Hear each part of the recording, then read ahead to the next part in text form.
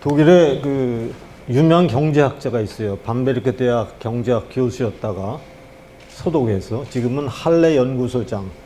독일의 경제 연구소 5개 연구소에 5대 연구소가 있는데 그 주 연구소의 소장을 맡고 있는 분이 울리히 블룸이라는 사람. 이분이 2013년도에 글을 하나 썼어요. 그게 디자이트라고 하는 아주 독일에서 굉장히 지식인들 사이에 지식인들이 주로 보는 신문인데 주간지예요. 시사 주간지인데 그러니까 슈피겔지가 시사에 능통한 그러한 신문이라면 디자이트는 아주 전문적인 그러한 내용을 다루는 신문인데 거기에 칼럼을 하나 썼는데 그 칼럼이 기가 막혀요. 그게 이제 아우프바우 페른 오스트라는 건데 의역을 하면 북한 재건이에요. 독일의 경제학자가 북한 재건이라는 칼럼을 디자이트에 장문의 칼럼을 실었어요. 내용이 뭐냐면 서독이나 한국은 분단국인데 한국은 서독이 통일 과정에서 처음 갔기 때문에 많은 시행착오만 잘 연구하고 대비를 해서 준비를 해도 한국 통일은 독일보다 훨씬 쉽게 할 수 있다는 거예요. 이게 그 사람의 칼럼의 내용. 그걸 보고 칼럼을 보고 충격을 받아서 제가 그래서 동아일보에 그 내용을 보냈어요. 그게 코리아 카탈로그예요. 이제 그게 울리 블룸 교수가 한국은 독일에서 시행착오 범한 거 이런 거를 주의하시오. 그게 카탈로그, 코리아 카탈로그거든요. 그래서 동아일보에 제가 보냈더니 그게 실렸어요. 지금도 보면 2013년도에 코리아 카탈로그에 동아일보에 나옵니다. 지금. 그때 저는 굉장히 충격을 받은 글인데 그 정도로 우리는 독일로부터 얻을 게 굉장히 많다. 마치 이런 거죠. 통일은 저 에베레스트에 천여봉을 올라가는 것과 같은 건데 세 팀이 올라갔어요 지금. 근데 이제 베트남, 예멘, 독일이 올라간 거야. 근데 성공한 팀은 독일뿐이 없어. 딴 팀은 성공을 못했어. 다 적화 통일되고 통일되고 내전되고. 근데 독일이 올라갔는데 너무나 많은 희생을 당한 거야. 그러니까 막 사람들이 독일 통일은 너무나 희생이 크다고 얘기를 하는 거예요. 근데 그거는 천여봉을 처음 다 올라왔기 때문에 어쩔 수 없이 생기는 거죠. 근데 우리가 어떤 길을 따라가야 되냐면 독일이 그 길을 따라가야죠. 왜냐하면 독일 통일을 연구하면 어디에 크레바스가 있고 어디에 눈보라가 치고 어디에 눈사태가 나고 이런 걸 알 수 있잖아요. 그래서 독일 통일은 한국 통일은 독일보다 훨씬 쉽다라고 했던 사람이 울리 블룸인데 그 정도로 한국과 독일 통일은 관계가 깊다 이런 얘기를 드리고 그 전에 이제 독일 통일에 우리 아데나우, 이승만 공통점이 굉장히 많은데 잠깐 요새 여러분도 놀라실 텐데요. 독일 대한당이라고 있습니다. 알터나티브 피어 도이칠란드라는 당인데 이 당이 2013년도에 생겼어요. 신생 정당이죠. 이 정당이 센시엔을 일으킨 겁니다. 이 당은 지금까지 어떤 딱지가 붙어 있었냐면 신나치 정당이다, 구구 정당이다 이런 프레임에 씌워져 갖고 그냥 끙끙 앓다가 그냥 한 5%의 지지율을 받고 또는 많아봐야 10%. 동독에서는 이제 좀 더 높은 이제 지지율이 나오고 그랬었는데 지난 2월 28일 날 독일에서 숄츠 정부가 신호등 정부라고 하는데 무너져 내리고 조기 연방의회 선거를 치렀어요. 근데 여기서 독일 대한당이 그 전통적인 3인당보다 앞서서 기민련의 1등이고 독일 대한당이 2등을 기록했어요. 이게 완전히 센세이션한 거예요. 왜냐면 나치당이 독일에서 2등을 해? 말이 안 되는 거죠. 특히 삼민당을 지지한 사람으로서는 자존심이 굉장히 구기는 거예요. 근데 거기에 결정적인 역할을 한 사람이 누군지 아세요? 일론 머스크입니다. 일론 머스크가 뭐라고 이제 써왔어, 제가. 뭐라고 그랬냐면 선거 전에 유세를 한 거예요. 독일 대한당은 외국인 혐오가 아니라 독일의 정체성을 회복하려는 정당이다. 극으로 묘사되지만 기득권층에 외면당하는 독일인들과 공감할 수 있는 정치적 현실을 다루는 정당이다. 라고 유세를 해줬습니다.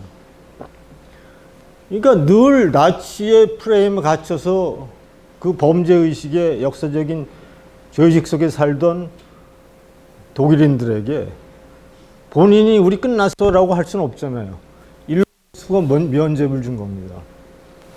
그러니까 2등이라고 하는 70년 정당을 10년 정당이 누른 거예요.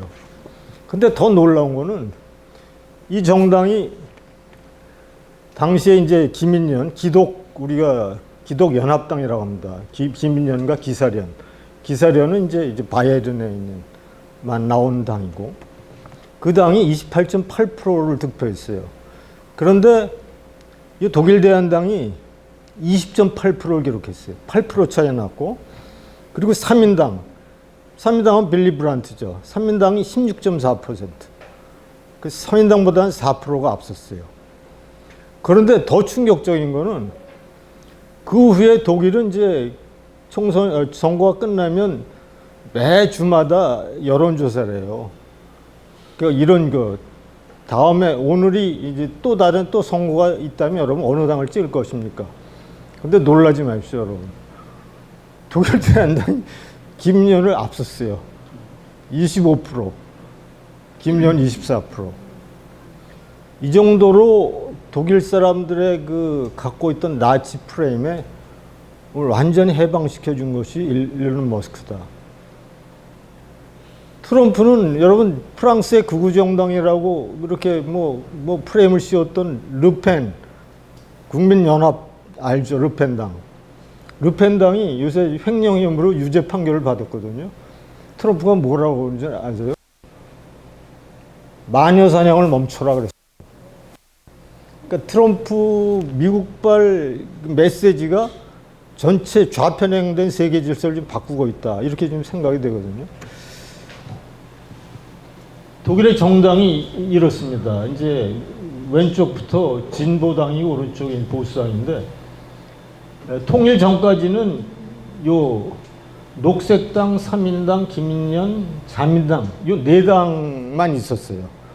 그 중간에 독일 제국당 이런 당들은 공산당 이런 것들은 다 이제 헌법재판소에서 다 해산 명령을 받고 없어지고, 그러니까 통일 전에는 3인당은 이제 3인당과 김인년이 이제 최고죠. 김인년과 3인당의 지지율이 거의 90%가 됐어요. 80%, 5%, 90%.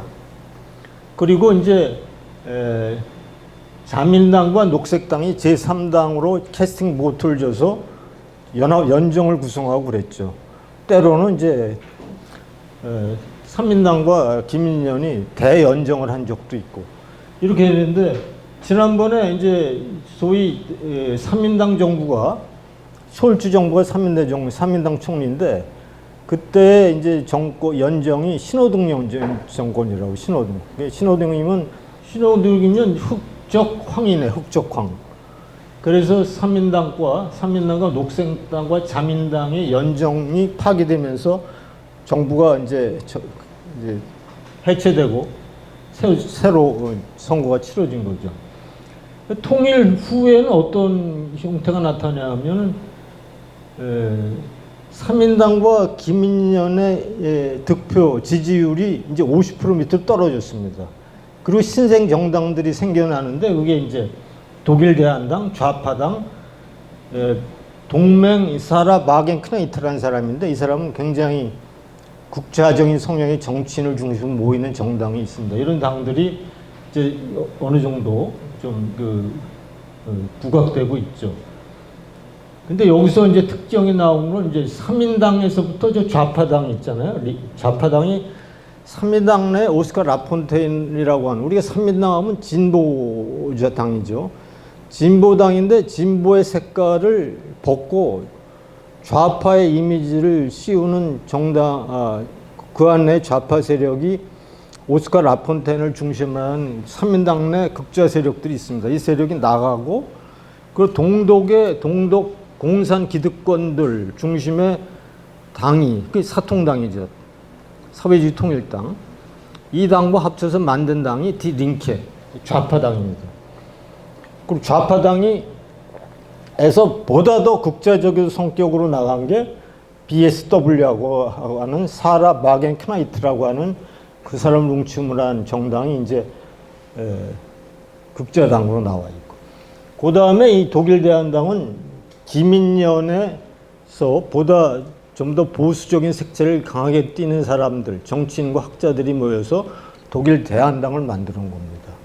그래서 이제 오늘날의 독일의 정당은 통일전은 3인당과 기민연이 거의 80% 90% 지지율을 받고 있었지만, 통일된 후에는 그 두 당의 지지율이 50% 밑으로 떨어지고 신생 정당들이 이제 부상하고 있는데, 그 중에 보다 진보적이고 보다 보수적인 색채 당들이 이제 등장하고 있다, 이렇게 생각하면 됩니다. 그런데 이제 우리가 보면 독일의 연방철 1949년 이제 독일의 이제 뭐 2차 대전이 끝나고 독일 정부가 수립되고 2025년까지 75년 동안 3인당과 기민연의 그 총리, 집권 현황입니다, 이게. 콘라드 아데나우가 초대 총리가 14년 했고요. 그 다음에 에어하르트가 3년. 에어하르트 총리는 누군지 아시죠, 여러분? 박정희 대통령이 돈 빌리러 갔을 때 만난 사람이 에어하르트 총리예요. 김준호 목사님이 강의를 하시면서 박정희 대통령이 그 독일을 방문해서 차관 들여올 때 그때 총리가 헬무트 슈미트라고 자꾸 그래서 제가 문자를 보내는데 그렇게 얘기하지 마시고 에어하르트 고쳐달라고. 키징거 3년, 헬무트 콜이 16년 했습니다. 통일전 8년, 통일 후 8년. 앙겔라 메르켈 총리가 16년, 통일 후 16년 했죠. 52년을 집권했고, 그 독일은 이제 빌리 브란트가 5년. 빌리 브란트가 더 할 수도 있었는데 빌리 브란트는 왜 5년뿐이 못했을까요? 여기에 이제 독일의 위대한 힘이 나오는 겁니다. 헌법 수호청이 있습니다. 독일의 정당은 좌파당이라도 극좌 정당이라도 독일 헌법에 위배되는 행동을 할 경우에는 헌법 수호청의 감시를 받습니다. 그건 뭐 극좌 정당이나 극우 정당이나 마찬가지. 그래서 절대로 공산당 빨갱이가 나올 수가 없어요, 독일은. 그러니까 우리가 얘기할 때 극진보다라고 얘기해야 됩니다. 한국의 지형과는 완전히 달라요. 우리는 종북 세력 공산당이 판을 쳐도 막아낼 길이 없어요, 지금. 그러면 독일은 좀 그런 게 있다. 그리고 그 슈미트가 8년. 헬무트 슈미트. 그 독일의 3인당, 헬무트 슈미트는 3인당 정치인 아닙니까? 헬무트 슈미트가 뭐 했어요? 그 당시에 이제 소련에서 그 중거리 핵 중거리 탄도미사일 SS-20라고 하는 것을 동유럽에 이제 배치하려고 했을 때, 그렇다면 우리는 미국의 퍼싱2를 들여놓겠다는 사람이 3인당의 헬무트 슈미트입니다. 그러니까 독일의 진보당은 한국의 더불어민주당하고는 완전히 질이 다르죠. 국가 안보에 있어서는 뭐 기민연과 보조를 맞출 정도로 아주 철저했다. 그리고 올라프 슈레더가 7년. 슈레더는 그러니까 이 독일이 자꾸 이제 러시아, 소련하고 가깝거든요. 왜 그럴까요? 그거는 독일인들의 입장에서는 소련을 유럽의 공동 하우스 안에 두지 않고서는 유럽의 안보가 위험하다고 생각했어요. 그러니까 항상 소련과 러시아를 이 안에 끌어들일 유럽의 틀 속에 가둬놓으려고 생각을 했어요. 그러니까 그건 헬무트 콜도 그랬고 앙겔라 메르켈도 그랬고 3인당 정권은 말할 것도 없고 슈레더 총리는 총리 그만둔 후에 그 가즈프롬의 이사까지 한 사람이거든요. 그 정도로 이제 러시아에 대해서 본인이 아니게 이제 가깝죠. 요번에 이제 그 메르켈 총리가 이제 큰 그 어려움을 많이 당했죠. 노드스트룸, 그러니까 천연가스 것을 만들어내고 그것을 이제 추진했던 것이 이제 메르켈의 실책이었고, 그렇게 이제 됐고, 지금 23년이니까 2배보다 훨씬 많은 정집권을, 권력을 이제 김민연이 갖고 있었다, 이렇게 생각하시면 됩니다. 독일 대한당의 돌풍이, 이게 이제 조기 총선에서는 2위를 했지만 4월 9일 날 여론조사에서 독일 대한당이 기독연합당을 눌렀어요. 이것은 우리는 그냥 이렇게 얘기할 수 있지만 독일 사회에서는 완전히 이건 정말 천지가 개벽할 정도의 정말 놀라운 사건이거든요. 어떻게 나치에 버금다는 당으로 이렇게 덧씌웠던 당이 그러니까 1등으로 올라설 수 있냐. 정말, 그러니까 독일인의 그 눌렸던 감정을 완전히 이제 벗어버렸다. 그러니까 예를 들어서 바이마르 공화국 때의 그 피폐한 경제 상황 속에서 등장한 히틀러 정권이 홀로코스트 유대인 죽이고 이런 거에 대한 큰 역사적 과오가 있죠. 그건 용서받을 수 없는 과오가 있지만 히틀러가 한 것이 굉장히 많거든요. 따지고 보면 독일의 아우토반 히틀러가 만든 거거든요. 모스크바부터 베를린에서도 모스크바까지의 고속도로를 히틀러가 만들었어요. 이건 폭스바겐이라는 국민차가 히틀러 작품이거든요. 근데 그 얘기를 아무도 못해. 정치인이 히틀러에 대한 엽적 찬양만은 퇴출. 이게 독일의 이제 상황이었었는데, 요번에 이제 그게 완전히 깨졌다. 난 그것이 미국발 큰 트럼프가 쏘아 올린 작은 공, 큰 공이라고 생각합니다. 조세이가 쓴 난장이가 쌓아 올린 작은 공이 아니고 트럼프가 쌓아 올린 공이다. 그것은 좌편향 세계 질서를 이제 좀 바꿔보려는 그런 것이다. 저는 그렇게 생각을 하고 있습니다. 독일 대한당. 여자가 유명해. 여성 정치인들이 잘하는 것 같아요. 그러니까 통일 23년 차인 2013년도에 상당한 당이거든요. 그러니까 지금 12년뿐이 안 됐죠. 12년. 그래서 나치의 프레임 묶였기 때문에 독일은 이제 내각제이기 때문에 연정을 구성해야 되는데, 이 독일 대한당하고 연정을 구성한다는 생각 자체를 못 해요. 요번에 프리드리히 메르츠가 하는 사람이 이제 독일 김연의 차기 연방 총리인데 3인당과의 연정을 요번에 타결을 했는데 아직도 문제가 많아요. 독일 내 이제 연장 협상이 타결로 됐지만 이제 남은 과제는 이 타결안을 갖고 각 당에 돌아가서 그 당원들의 인준을 받아야 돼요. 그래야 이제 확정이 되는데 지금 문제가 굉장히 많아요. 아직 선거가 치른에 2달이 다 되는데도 아직 연정을 구성하지 이미 타결은 됐지만 아직도 문제가 있다. 이렇게 되고, 거기에 큰 문제점 중에 하나가 독일 대한당의 급부상으로 인해서 김민연의 이제 정치인들이 독일 대한당과 이제 대화를 해야 된다 할 정도로 지금 그런 상황이 이제 독일의 현재 모습이다. 지난 50년 동안 이 좌편향된 사회의 특징들이 있는데, 여러분 PC주의라고 아시죠? 정치적 정답입니다. 저는 그렇게 번역을 합니다. 정치적으로 정답이라는 얘기는 다른 각도로 보면 정답이 아니라는 거 아닙니까?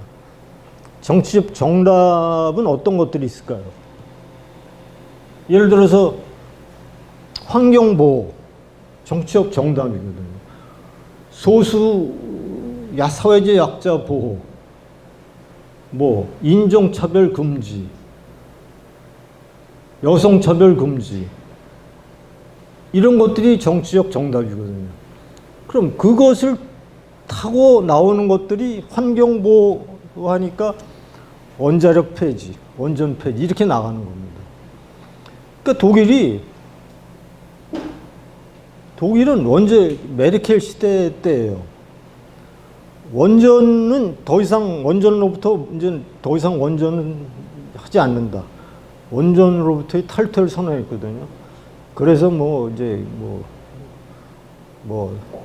풍력도 만들고 태양광도 만들고 가스 들여오고 이렇게 했었는데 이제 그런 것들이 이제 큰 문제로 시작되죠. 남녀 간 차별이 없어야죠.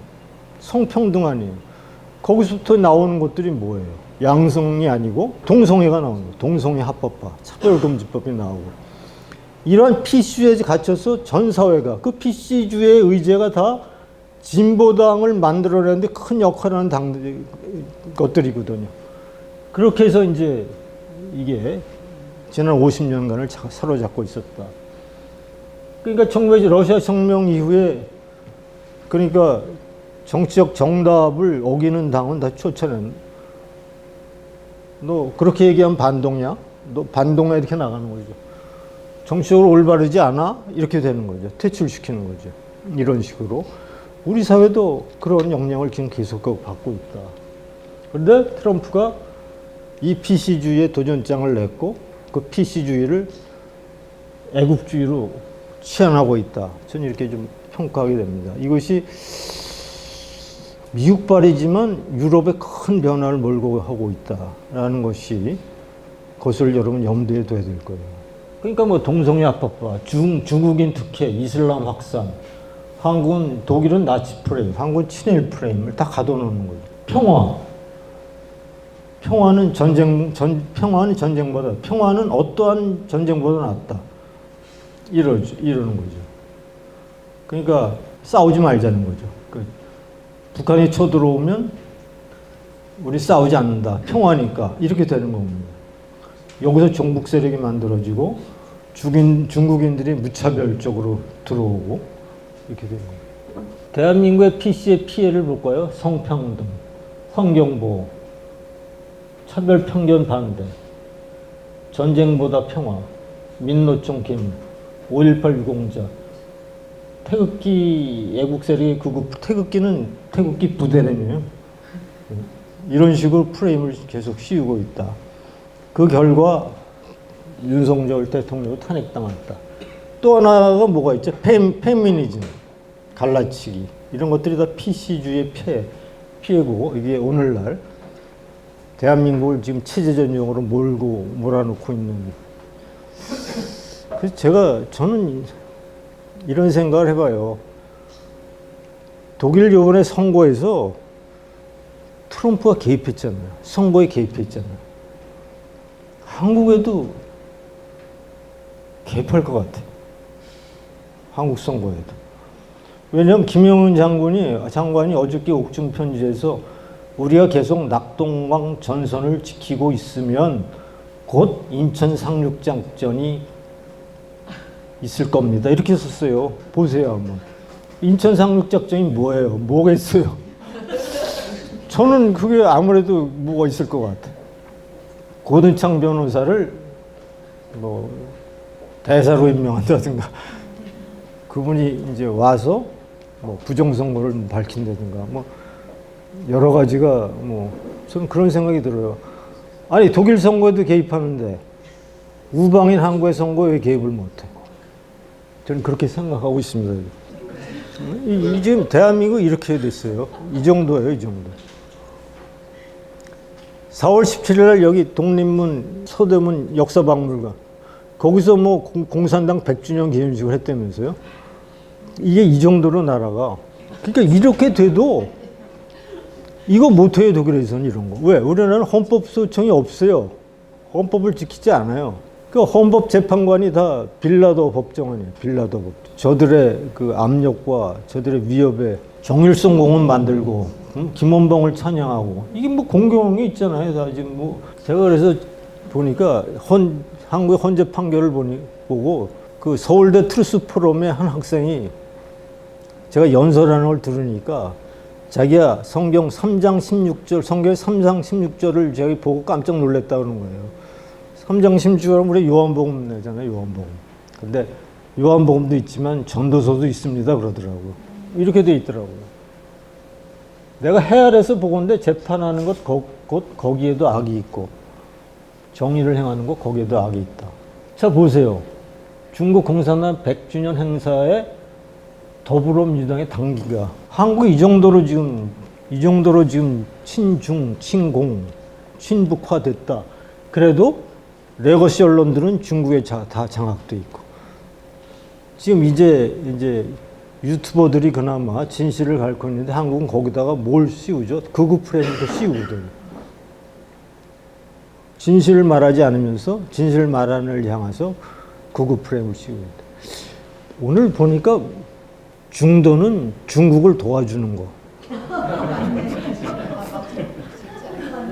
근데 보세요. 독일의 독일 대한당이 이제 부상하고 있는 것이나 대한민국의 2030이 부상하는 거 여러 공통점이 있지 않아요? 독일 대한당이 2030입니다. 지금 한 사람의 유튜버가 저 조선일보를 능가해요. 구독 이렇게 조회수를 보면 보통 뭐 몇십만 하는 것도 있거든요. 이제 뭐 제가 감추지도 않는다. 대놓고 한다. 여러분 분단 제가 이렇게 장황하게 설명하는 것은 이 개념을 좀 우리가 알아야겠다. 분단이라는 개념이 여러분 뭐겠어요? 분단이 뭐죠? 분단은 통일로 향하는 하나의 과정이에요. 연어가 갔다가 회귀 본능이 있어서 돌아오잖아요. 분단은 반드시 통일로 끝나요. 문제는 통일하느냐, 통일당하느냐거든요. 그러니까 분단 상황에서의 적들의 통일 노력은 끊임없이 일어나는 겁니다. 2013년도에 대한민국 정치학회가, 한국 정치학회가 발표한 게 그게 연방제 통일이 답이다 이렇게 얘기를 했어요. 한국에서.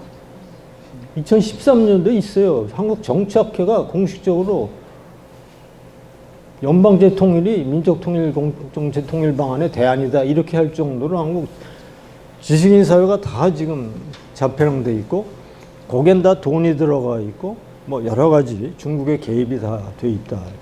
그리고 한국의 종북 세력들의 뭐 끈질김. 뭐 한국의 언론은 이미 민노총 언론 노조가 다 장악하고 있으니까 이게 큰 문제죠. 그러니까 분단국 정신은 그래서 제가 분단국 정신을 갖고 있어야 된다. 분단국 정신은 모든 일을 할 때 우리나라는 분단국이라는 것, 분단 상황을 모든 정책을 입안할 때, 공부할 때, 얘기할 때, 대화할 때, 토론할 때 우리는 분단국이고 분단국은 반드시 통일할 수밖에 없다. 통일당하느냐, 통일하느냐의 그 인식을 모든 상황에서 갖고 있어야 된다. 이것이 분단국 정신이라고 좀 생각을 합니다. 제가 한번 읽어. 분단국 원투는 원치 않는데 이념전쟁을 치른다. 좌파와 북한이 한편이 되고 우파와의 싸움이다. 좌파는 이념전쟁이 프로고 우파는 아마추어. 심지어 이념전쟁을 치는지도 모른다. 이명박 대통령은 광우병 선동의 피해자면서 탈이념 신용주의를 이념전쟁 안 했죠. 오늘날 안철수. 문제는 통일이 이념전쟁의 승자의 몫이라는 겁니다. 이념전쟁에 승리한 소독 우파가 자유통일을 했고 이념전쟁에 패배한 베트남 우파는 무력 적과 통일을 당했다. 이승만과 아데노. 분단국의 초대 지도자죠. 이게 이제 당시의 상황이죠. 여기 이제 한반도에 이제 남한 대한민국만 이제 딱 물들지 않은 상황이죠. 독일은 패전한 후에 연합군, 미국, 영국, 프랑스, 소련이 이제 4개 분할 통출했습니다. 거기에 이제 동동네 베를린에 이제 베를린도 서베를린, 동베를린으로 갈렸고 서베를린은 역시 서방 3국 미국, 영국, 프랑스가 통치했고 소련군이 통치했죠. 동독은. 이것이 이제 분단 상황이고 우리는 이제 1945년 상황이 이제 이승만 대통령이 수립 후 이제 1950년 전쟁 바로 직전의 상황이죠. 이념의 혼란기. 이승만과 아데나우를 보면 말이죠. 이승만 집권 당시가 73세입니다. 아데나우가 집권 당시가 73세예요. 그 다음에 48년부터 60년, 12년을 대통령직에 계셨고 아데나우는 49년부터 64년, 14년이죠. 1875년생, 1870년생. 1960년, 65년에 돌아가셨고 1967년 뭐 좀 이상해요. 비슷한 게 너무 많아. 아데나우는 처음부터 자유통일을 얘기를 했죠. 그러니까 자유통일은 모든 독일 정책의 최우선 목표라고 했고 그리고 집권 초기부터 할슈타인 원칙을 내걸었죠. 외교 노선으로. 이것은 뭐냐면 공산국가 외교관계를 수립하는 나라는 소독과는 외교관계를 수립하지 않는다. 이게 할슈타인 원칙이에요. 철저한 반공을 통해서 정말 피폐한 그 독일의 경제를 소위 말해서 서방 정책을 통해서 미국과 서방 세계와의 그 친밀 외교를 통해서 좀 경제 라인강을 기적을 이루어낸 당시에 뭐 마샬 계획을 통해서 미국의 입장에서도 소베를린을 소유럽 전체를 살려내지 않으면 안 됐던 상황이었고 마샬 부흥 계획에 힘입어 소독은 정말 라인강을 기적을 이루죠. 이승만 대통령 남한 통일방 전략은 두 가지죠. 평화통일, 자유통일. 평화통일은 유엔 감시하에 남북 총선거를 통해서 통일을 이룬다. 또 하나 그것이 안 되면 북지통일한다. 이런 것이 이제 이승만의 어떤 통일 목표였고 두 분 모두 자유 없는 통일은 없다라는 것이 이제 기본 원칙이었고 1950년 이제 반공포로를 석방한 그 다음에 아데나우는 소련을 방문해서 포로 10,000명을 석방시킨 이런 것도 비슷한 것들이 있습니다. 1800 이제 우리는 이제 소위 적화 야욕의 특징을 소금로 6.25 전쟁을 얘기하는데 독일은 소독이죠 당시에. 소독은 갈라진 상태에서 1948년 6월 24일 날 베를린을 봉쇄했어요. 베를린 봉쇄. 그러니까 베를린 봉쇄했다는 건 당시에 베를린 내에서는 동서베를린이 자유롭게 왕래를 했었거든요. 그러니까 동베를린 사람이 서베를린에서 일하는 사람도 많았고, 그 서베를린에서 일하는 사람이 동베를린 가서 일하는 사람. 이렇게 평화롭게 다녔는데, 어느 날 갑자기 베를린을 딱 봉쇄를 한 겁니다. 봉쇄를 해버리니까 통행이 완전히 금지된 거죠. 그러고 나서 너희들 전력 받고, 뭐, 수도 받고, 모든 거 지원을 받으려면 동독에, 소련에 항복해 이렇게 된 겁니다. 근데 그때, 소위 말해서 미국을 중심으로 서방 세계가 내걸은 게, 우리 이것을 공중다리 작전으로 이제 돌파한다. 공중다리 작전은 뭐냐 하면, 베를린이 다 봉쇄됐지만, 하늘길은 열렸거든요. 하늘길. 그러니까 미국을 중심으로 한 공군 수송기가 총동원돼서 물자를 날린 겁니다. 물자를 날르고 그 서베를린 주민들이 필요한 모든 것을 전부 공급을 했어요. 여러분 놀랍게도 이 베를린 봉쇄 기간 동안에 베를린 자유대가 세워지고 베를린의 화력 발전소가 세워졌어요. 그 작전이 얼마나 치밀하고 정말 대단한지가 이제 나타나는 거죠. 결국은 소련이 1년이 못해 11개월 만에 항복을 했죠. 이것이 이제 소위 첫 번째 공산당의 침공이었다. 한국은 이제 6.25 전쟁으로 미국 등 16개국이 참전했고 공산권의 대응에 소극적으로 임했다면 동독과 북한이 공산 통일에 교두보를 만행했다. 이것도 다 아데나우어와 이승만의 작품이다. 베를린 봉쇄 바로 이겁니다. 11개월 동안 화물기가 27만 9천 차례 운행했고 생필분 234만 톤, 투빌료 5만 7천 명, 총 비행거리 1억 7,500만 킬로. 베를린 자유대와 화력발전소 건설. 1940년 크리스마스 때는 산타클로스 작전을 펼쳐서 미국 시민들이 선물을 만들어서 5만 3천 개를 포장해 베를린 아이들에게 이제 낙하산으로 투하하는 거죠. 파일럿 게일 헬버스라는 사람이 이제 유명하죠. 파일럿인데 초콜릿과 캔디로 낙하산을 만들어서 아이들에게 선물했다. 부활절 때, 1949년 부활절 때는 뭐 이렇게 엄청난 비행을 했다. 이런 결국은 이제 10일간 만에 손든 작전입니다. 한국은 미국은 혈맹이다. 가장 최약자가 가장 강한 나라와 한미상호 방어 조약을 체결하게 합니다. 뭐 하여간 이승만의 그 전략은 정말 탁월했다. 그 반공포로 석방 같은 것들을 보면 그분의 어떤 그 통찰력이라든가 그 어떤 그 앞을 내다보는 어떤 대단했던 것 같죠. 근데 이제 인천 상륙작전이 또 있습니다. 제2의 인천 상륙작전. 그것이 이제 곧 기대되죠. 6월 3일 전에 뭐가 있을 겁니다. 6.25 전쟁은 남북한의 전쟁이 아니라 소련을 중심으로 하는 공산권의 적화약을 자유세계의 힘을 모아 물리칠 전쟁이다.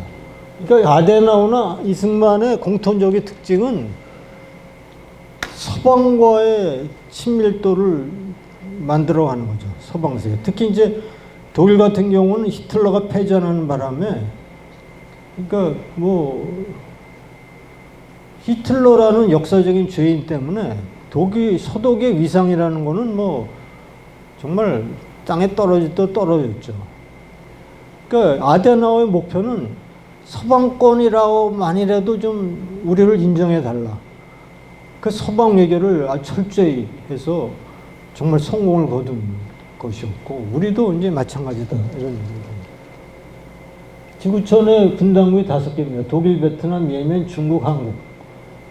독일, 베트남, 예멘 통일됐고 중국, 한국은 분단국이죠.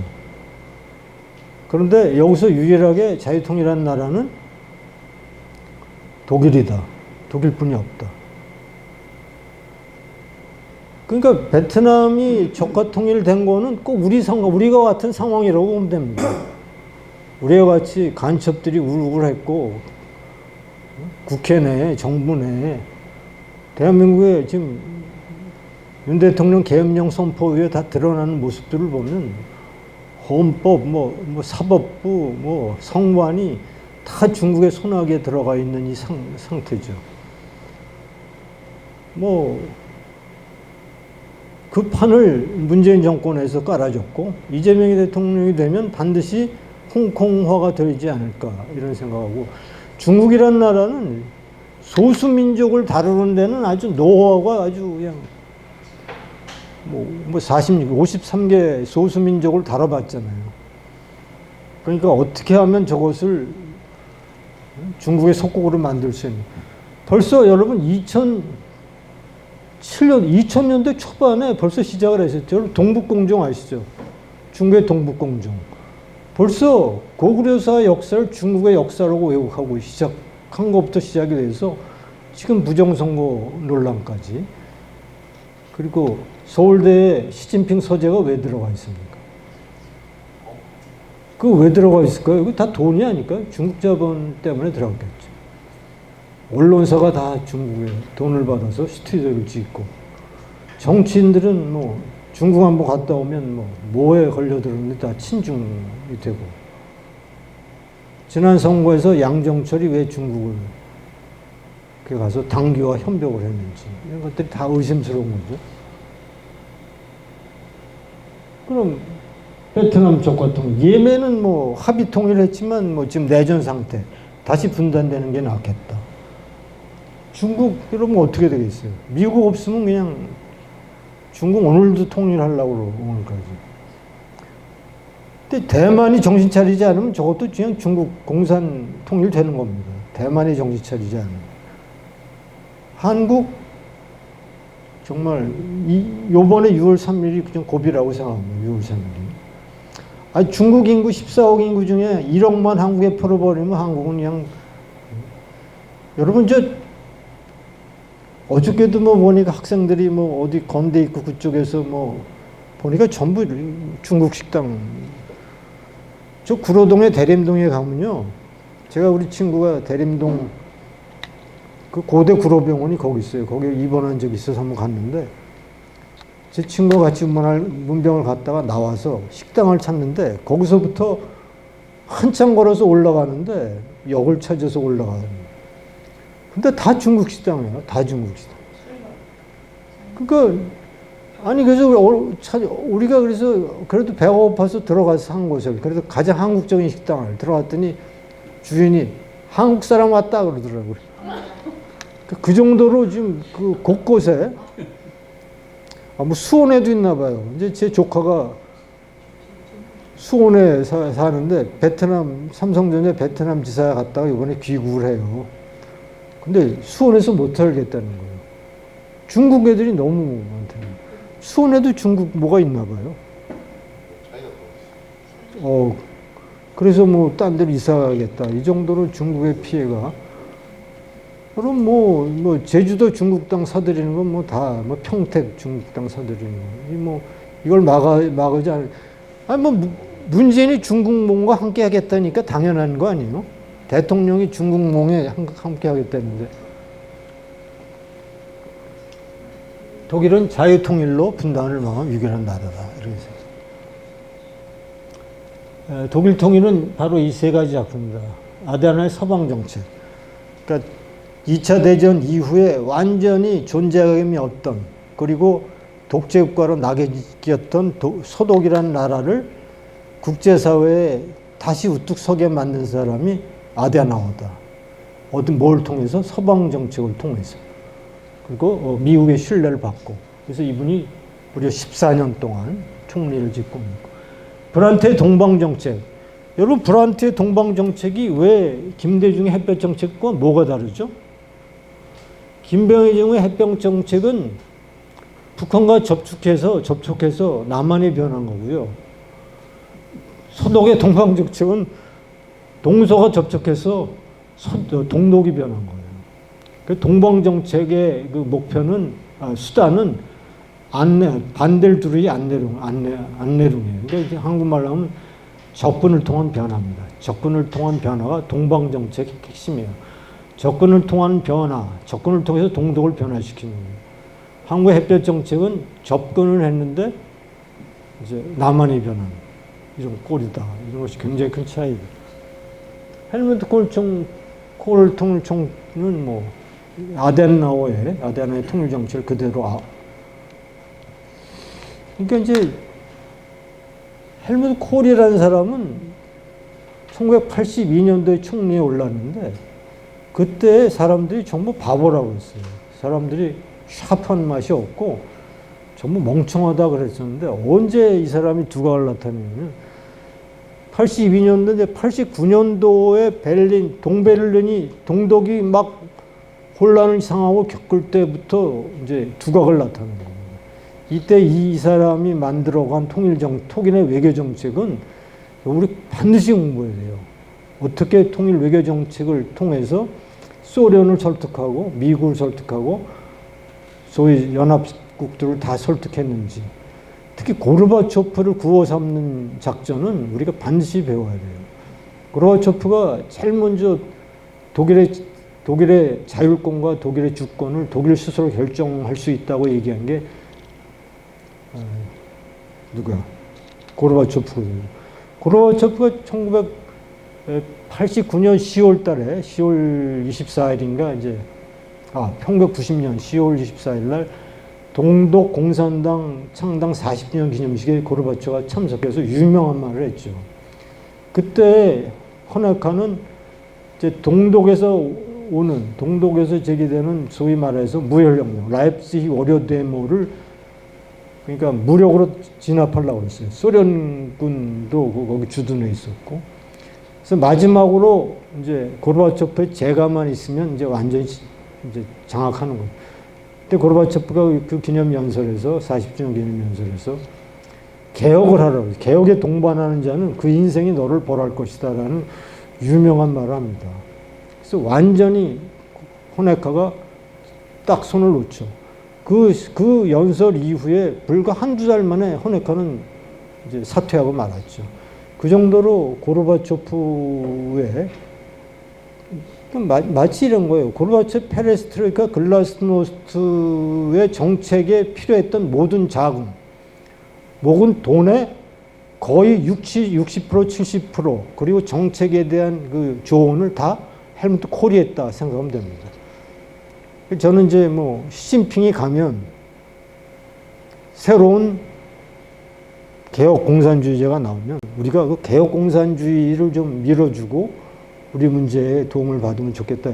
그래서 제가 언젠가 뭐 저 칼럼에서 그런 걸 얘기해요. 시진핑을 제2의 고르바초프로 뭐 그런 글을 쓴 기억이 나요. 그 정도로 가장 통일에 영향을 끼칠 상대편의 어떤 지도자를 우리가 좀 외교를 통해서 우리 편을 만드는 이런 것들이 이제 콜의 외교 정책인데 굉장히 공부할 점이 많다. 그러니까 통일 82년에 총리가 됐고 90년에 통일이 됐어요. 통일이 됐는데 엄청나게 비판을 많이 받았어요. 통일 비용이 많다 어쩌다 막. 그러니까 헬무트 콜 총리가 뭐라고 국민을 설득했냐면요. 우리가 들어야 돼요. 나는 이러한 통일의 전례가 역사적으로 한 번에도 있었으면 나는 이렇게 많은 시행착오를 범하지 않을 것입니다. 하지만 내가 가는 방향은 옳습니다. 그러니까 1982년도에 총리에서 90년 통일도 한 다음에 다시 선거를 치러서 또 총리가 됐거든요. 그리고 4년 만에 이제 또 선거를 치렀는데 그때 그런 얘기를 한 겁니다. 근데 거기에 국민들이 또 박수를 쳐줬어요. 또 투표를 해서 또 4년, 그러니까 16년, 통일 전 8년, 통일 후 8년, 16년을 총리로 한 겁니다. 그러니까 통일 후에 지금까지 몇 년 지났죠? 90년, 지금 35년이 지났잖아요. 동독하면 공산당이니까 삼민당을 지지할 것 같죠. 삼민당을 지지하지 않았어요. 그러니까 통일 후에 8년을 헬무트 콜이 또 했고, 그 다음에 잠깐 슈레더라는 사람이에요. 슈레더, 삼민당의 슈레더 총리. 7년을 했어요. 그 다음 메르켈 총리거든요. 메르켈 총리는 이제 김민영이고. 그러니까 24년을 했고, 통일 25년 동안. 16년, 24년. 그리고 슈레더가 그 사이 7년인가 한 건데 7년. 그 정도로 동독 사람도 어떤 보수당의 가치에 동참하고 있다. 여기에는 이제 제가 계속 헌법수호청과 연방정보국 역할이 굉장히 컸다. 근데 우리는 지금 헌법수호청, 헌재가 헌법재판관이 빨갱이가 돼도 컨트롤 못해요. 근데 헌법수호청은 저거는 총리까지 날리는 게 소독에. 그래서 저것이 지켜졌고, 한국은 지금 굉장히 무방비 상태다. 이런 얘기죠. 이 헌법수호청. 1950년대 이게 미국, 영국, 프랑스 연합군이 제안해서 만들었군요. 우리는 국정원의 대공수사도 다 폐기시킬 정도로. 아데나우 서방정책의 두 축은 서방컴펠, 할슈타인 독트린 아까 말씀드렸고, 서방정책의 기초의 동방정책을 취했다. 접근을 통한 변화. 반델두르히 안내룽이 동방정책의 핵심이다. 동방정책을 설계한 사람은 에곤 바란 사람이에요. 에곤 바란 사람은 그러니까 삼민당 내에 진보당이 있고 진보에서 더 나가는 극좌 세력이 있었거든요. 근데 그 에곤바나 오스카 라폰테인 같은 사람은 극좌 세력이에요. 이 사람들은 이제 떨어져 나가서 좌파당을 만든 거고, 에곤바는 동방 정책을 설계했지만 빌리 브란트와 다른 길을 걸었죠. 다른 길을 걸었죠. 완전히 빨갱이죠, 한마디로 얘기해서. 그러니까 통일될 때 난리 쳤죠. 이제 망했다 할 정도로 이제 반대했던. 고르바초프의 개혁 개방을 지원했고 콜은 그래서 이제 코카서스 회담을 이루는데, 코카서스 회담이 이제 정말 자유통일의 뭐 어떤 그 열쇠, 키를 만들어낸 정도인데, 소련이 소득의 주권 및 자유권을 인정한 것이 이제 코카서스 회담이고, 그 후에 이제 2+4 회담이라고 해서 동서독 그리고 미국, 영국, 소련, 프랑스가 2+4 회담을 통해서 완전히 소유의 주권을 회복하죠. 이게 그러니까 헬무트 콜의 외교, 여기에 이제 외교적 동반자가 이제 자민당의 겐쇼거든요. 겐쇼 외무장관인데, 여러분 4+2 회담이라고 불러야 되는데 그렇게 안 했어요. 이 독일의 외교력이에요. 아니다, 2+4다. 동서독과 미국, 영국, 프랑스, 소련의 회담이지 미국, 영국, 프랑스 이 플러스 동서독이 아니다. 주도권을 잡아가는 이런 통일 외교 정책이. 그 다음에 콜의 또 하나의 중요한 건 이제 그 베를린 장벽이 개방되고, 베를린 장벽이 이제 세워지고, 그 이후에 이제 1989년 가을부터 라이프치히 월요 데모가 생기니까 이제 강력하게 이제 국경을 통제하기 시작했죠. 그러니까 참고적으로 우리가 지금 탈북자가, 남한의 탈북자가 한 3만, 한 3천 명 되는데, 여러분 서독이 동독 탈출자를 받아들인 규모가 얼마나 될 것 같아요? 그러니까 베를린 장벽이 1961년도에 생겼는데 1949년부터 1961년도까지 해마다 20만 명의 동독인들을 서독인들이 받아들였다. 서독에서. 그 베를린 장벽이 딱 세워지니까, 베를린 장벽은 왜 세웠어요? 그냥 놔두면 동독이 소멸하잖아요. 인구가 없어지니까. 그 베를린 장벽이 생긴 거죠. 베를린 장벽 생기고 나서도 동독으로, 서독으로 탈출한, 서독으로 온 사람들이 매년 2만 명이 돼요.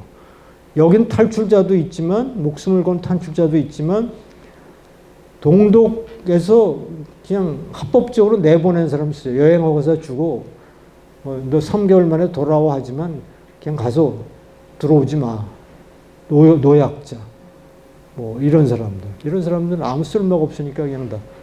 이런 사람들까지 해서 2만 명. 그러니까 한 350만, 400만을 분담금을 받아들였거든요. 저는 한국도 보다 적극적으로 탈북민을 수용한다는 선언을 국제사회에 할 필요가 있다. 하여간 지금은 보다 공세적인, 참 우파 지도자들은 투사가 참 없는 것 같아요. 투사. 맞습니다. 한번 좀 왕창 붙어볼 만한 그런 사람이 너무 얌전해. 정권 사범도 저렇게 난리치고 있는데 맞짱 들 사람이 없어. 맞짱 들 사람.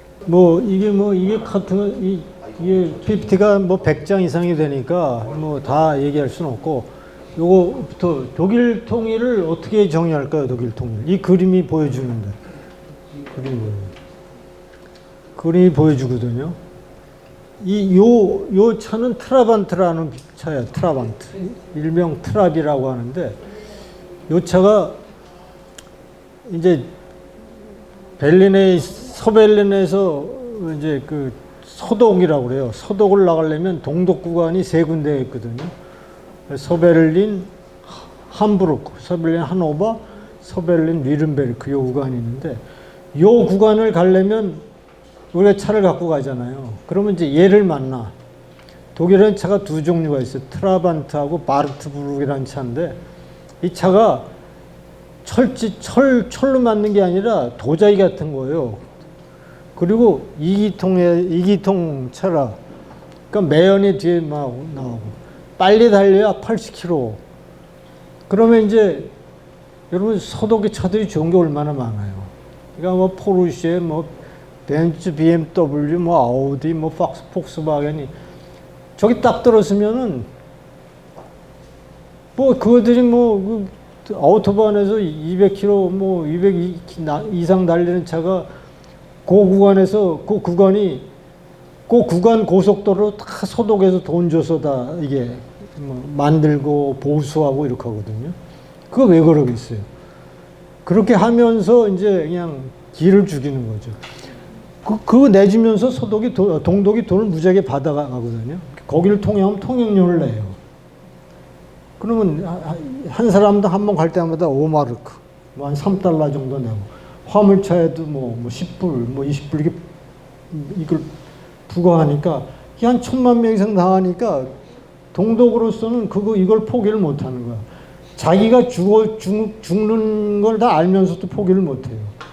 그 동독 사람들은 보면 기분 나쁜 거야. 맨 그냥 소독차들은 그냥 이 차들을 앞질러서 뭐 엄청난 좋은 차들이 달리니까 저 구간에다 80km 속도 제한 80km. 근데 소독 사람들이 뭐 못 지켜요. 뭐 포르쉐 타고 어떻게 80km를 가? 그러니까 뭐 150 막 달리는 거야. 그럼 딱지 띄어. 그럼 다음에 돈 안 내. 그럼 또 가. 그럼 또 딱지 띄어. 또 돈 안 내.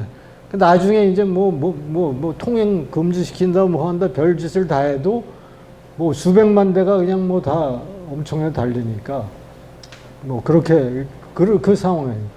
그러니까 이 차를 운전하는 사람들은 정말 소독에 완전히 이제 굴복을 하는 거죠.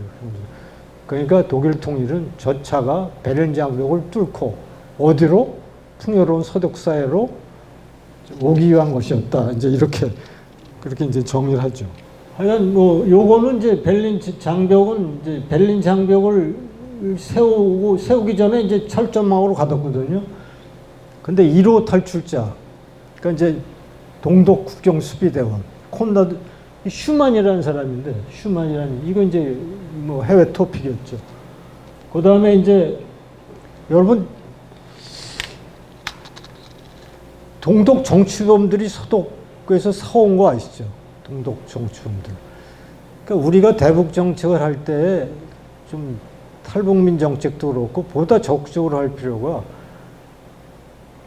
그러니까 이제 베를린 장벽이 생긴 이후에 급격하게 동독의 정치범들이 잡혀가는 수감되는 현상이 많이 발견되고, 심지어 정치범들이 수감되는 중에 뭐 원인 모를 사망자가 발생하고 이런 것들이 막 나오니까 서독에서 이제 막 끓고 목소리가 끄고 서독 정부가 정치범을 보호하지 않겠느냐 해서 시작된 게 그게 이제 프라이카우프라는 이제 정치범 석강, 돈으로 정치범 데려오는 거. 그래서 베를린 장벽이 세워지고 그 전까지는 정치범들이 그렇게 많이 잡혀가지 않았는데, 그때 시작된 게 이제 정치범 석강 프로젝트가 이제 추진이 됐는데, 동독 정부를 설득을 해서 정치범들을 돈 주고 사오는 겁니다. 돈 주고 사오는데, 물론 그때는 현찰로 주지 않고 칼 이런 비료 같은 걸 주고 정치범을 데려왔는데, 그 비용이 1인당 한 5만 달러 정도 됐어요.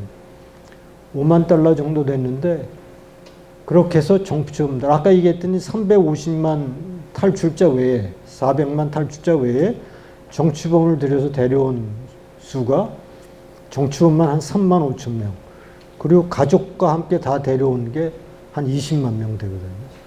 돈으로 해서 뭐 엄청난 80억 달러 정도를 지출했다는 정도가 나오고, 그리고 그 프로젝트에 이제 동서독 정부가 개입을 했지만 동독 정부가 얼마나 쪽팔립니까? 정치범을 돈 주고 팔아먹으니까. 그러니까 이건 비밀로 해줘라. 그래서 서독에서 교회가 나섭니다. 계획가 나왔어서 이제 이 사업을 추진하게 되는데 프로젝트. 오른쪽에 이 그 하늘색 파란색 버스가 정치범을 실어나는 버스예요. 이제 동독에 들어가서 정치범을 태우고 가족을 태우고 동독 번호판을 달고 그리고 와갖고 국정에서 소독판으로 받고 이제 소독으로 데려오는 버스가 그래서 저거를 기적의 버스라고 불렀어요. 이제 이런 것들. 그러니까 그 동독을 변화시키고 동독에게 새로운 개혁의 바람을 불러퀴는 그 작업들을 소동 끊임없이 했다. 돈을 들여서까지. 그러니까 우리가 남북 간의 교류 협력은 교류 협력 자체가 문제가 아니고 북한의 해외 정보를 유입시키는 게 목표거든요. 그러니까 그동안에 한국 간의 뭐 좌파 정부 하에서 추진됐던 남북 교류 협력은 전부 다 일방적으로 돈 대준다든가 아니면 종북 세력들의 방북 이런 것들이죠. 그러니까 일방적인 원웨이만 했다. 독일과는 완전히 달랐다 하는 것이. 그리고 이제 마지막에 요것이 이제 이 헝가리 정부거든요.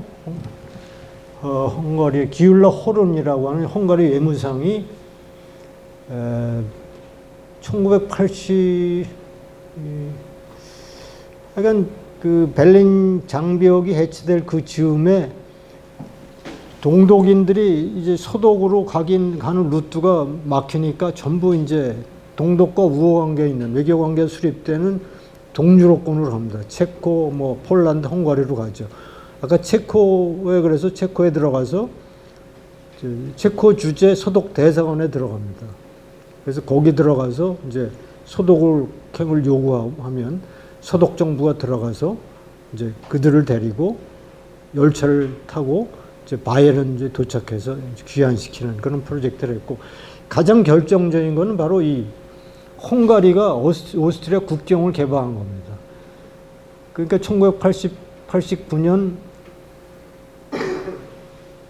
90년 6월인가 89년 6월 그때 베를린 장벽이 해체될 그 즈음에 그 동유럽이 그 헝가리와 오스트리아 국경에서 그 뭐 하여간 뭐 그들 나름대로의 어떤 평화 피크닉을 열어요. 그러니까 동구권의 모든 젊은이들이 그 모임에 피크닉을 온 거예요. 그 피크닉에 와서 이제 자기 나름대로의 이제 평화의 축제를 벌이는데 여기 동독인이 600여 명 정도의 동독인들이 그 피크닉 그 축제에 참석했다가 600명이 고스란히 오스트리아로 넘어간 겁니다. 그러니까 동독 청년 600명이 그대로 그냥 헝가리에서 오스트리아 국경을 넘어간 거예요. 그러니까 우리 같으면 어떡하겠어요? 우리 같으면 600명 조사해서 너 다시 북한으로 돌아갈래? 그게 아니고 그러니까 즉시 헬무트 콜 총리가 겐쇼를 파견해서 특사를 파견해서 헝가리 정부하고 담판을 줍니다. 앞으로 국경을 계속 개방해라. 물론 뭐 공짜로 하지 않겠죠. 서독의 개혁 개방, 헝가리의 개혁 개방을 지원해 주겠다. 그래서 그 담판을 집니다.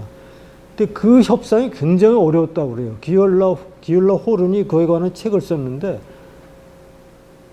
자기가 그때 동유럽으로부터 받은 그 동독이나 동유럽부터 받은 그 압력이라는 게 엄청났다는 거예요. 그럼에도 불구하고 국경을 개방할까지의 심정을 프라이하이트라는 그러니까 자유라는 그런 책으로 이제 출판된 게 있는데 거기에 그 고뇌가 들어있는데 근데 결국은 국경을 개방했어요.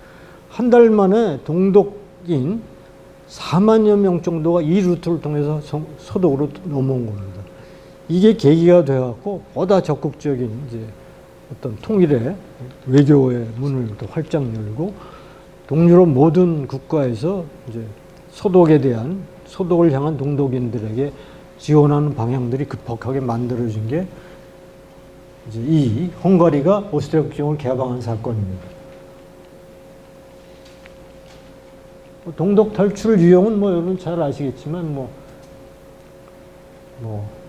풍선을 타고 열기구 타고 뭐 열차에 뛰어내리고 수영 뭐 여기 서핑보드에 이제 남자친구가 이제 서독의 남자친구가 동독에 있는 여자친구를 방문하러 갔다가 탈출시키는 작전.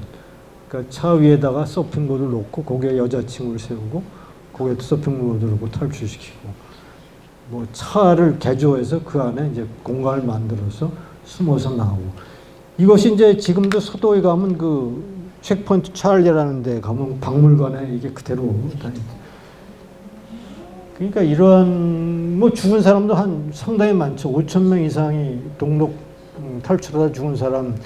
그러니까 베를린 장벽 근처에 가면 거기에 이제 그 십자가 그들을 추모하는 그런 십자가들이 쭉 걸려있죠. 그 탈출 스토리가 굉장히 참 많은 스토리들이 안에 담겨 있고 그래서 이 스토리가 만들어내는 게 통일이다 이렇게 하고 그 탈출 스토리를 적극적으로 수용하고 받아들였던 게 서독이다. 우리와는 좀 다르다. 좀 이걸 정리하면 베를린 봉쇄는 1940년 6월 24일은 공중자리 작전으로 이제 끝났고 베를린 봉기를 얘기하겠는데요. 1949년에 동서독이 갈리고 4년 만에 동독에서 큰 노동자 봉기가 일어납니다. 소련군을 겨냥한 이제 봉기가 일어나는데 그러니까 얼마나 뭐 정말 잔혹하게 통치를 했는지 동독 노동자들이 들고 일어났죠. 그래서 1953년 6월 17일 노동자 봉기가 났는데 그 노동자들을 천안문 사태처럼 소련군 장갑차가 그냥 깔아뭉인 겁니다. 그래서 수만 명이 이제 희생당하고 그래서 1953년 6월 17일 6월 17일 기념해서 아데나우 총리는 6월 17일을 통일의 날로 선포합니다. 6월 17일은 통일의 날이다. 이렇게 선포해버릴 정도로 충격적인 사건인데 통일 전에 이제 여러분 베를린 장벽은 브란덴부르크 문은 여러분 아시죠? 분단의 상징 베를린 브란덴부르크 문에서 쭉 오면 천사의 탑이라고 있어요. 천사의 탑이 거기서 한 1km 되고 천사의 탑에서 서베를린 중심가에 에른스트 로이터 에른스트 로이터는 베를린 시장을 이름을 딴 에른스트 로이터 광장이 있습니다. 이 광장이 6월 17일 거리예요. 6월 17일 거리 이름이 그 거리 이름이 6월 17일 거리인데 이것이 통일된 이후에 그대로 이 거리가 통일의 거리가 된 거예요. 아데나우가 얘기했던 통일의 거리로 지금 바뀌었죠. 10월 3일 6월 17일이 10월 3일 통일의 거리로 바뀌었죠. 그 다음에 베를린 장벽은 160km고 1961년 8월 31일 날 13일 날 건립이 됐고 그 동서독 국경은 1381km. 동독 탈출 400만 명 중에 베를린 경험한 게 3분의 2. 베를린 장벽 해체된 거는 89년 11월 9일. 이 동서독 구간, 이 세 구간에 왕래한 서독인이 2천만 명, 승용차 600만 대, 화물차 100만 대, 버스 10만 대 이렇게 됩니다.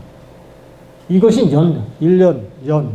그러니까 이걸로 받아들이는 수입이 엄청나게 컸기 때문에 이 베를린 구간을 동독 정부가 다 폐쇄하지 못했다. 그리고 이 보수, 고속도로 보수도 다 서독의 돈으로 했다. 이런 얘기죠. 그래서 동독인들이 하도 많이 와서 나중에 무슨 얘기를 하냐면 동독인들이 발로 투표했다.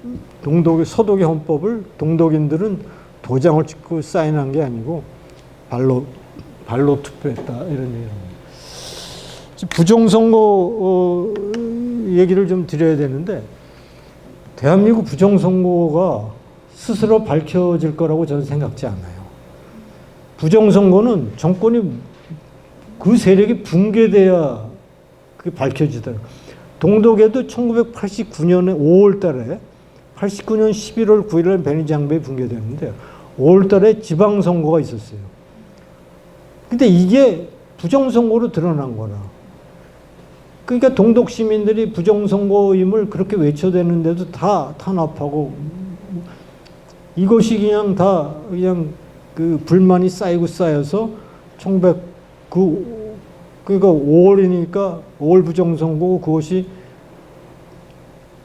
넉 달, 그러니까 가을에 봄부터 가을에 월요 데모가 터진 겁니다. 라이프치히를 중심으로 그 부정선거가 발판이 돼요.